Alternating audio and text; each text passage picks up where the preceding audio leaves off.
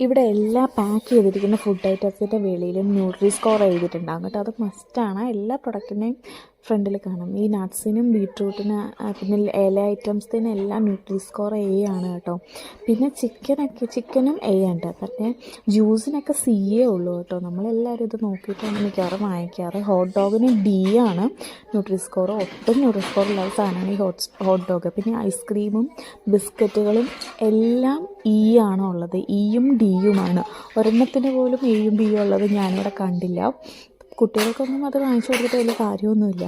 എയും ബിയും ഉള്ളത് നോക്കിയിട്ടാണ് മെയിനായിട്ട് ഞാനിവിടെ സാധനങ്ങൾ വാങ്ങിക്കുന്നത്. പിന്നെ ഇടയ്ക്ക് സ്നാക്സ് ഐറ്റം എന്നുള്ള രീതിയിൽ ഇടയ്ക്ക് വല്ലപ്പോഴൊക്കെ ഒന്ന് വാങ്ങിക്കത്രേ ഉള്ളൂ. പിന്നെ ഞാനിവിടെ കിൻഡർ ജോയ് വാങ്ങിച്ചായിരുന്നു. അതിനുള്ളിലൊരു ടോയ് ആട്ടോ ഇത് പക്ഷേ ഇങ്ങനെ വെള്ളം ഇതിനകത്ത് ഒഴിച്ചിട്ട് ഇതിങ്ങനെ വെക്കുമ്പോഴത്തേക്ക് വലിയ കളറ് മാറും എന്നാണ് അതിൽ എഴുതിയിരുന്നത്. പക്ഷേ അത് ഭയങ്കര ഫ്ലോപ്പായിപ്പോയി. അങ്ങനെ വെച്ചിട്ട് വെള്ളമൊന്നും വരുന്നുണ്ടായിരുന്നില്ല.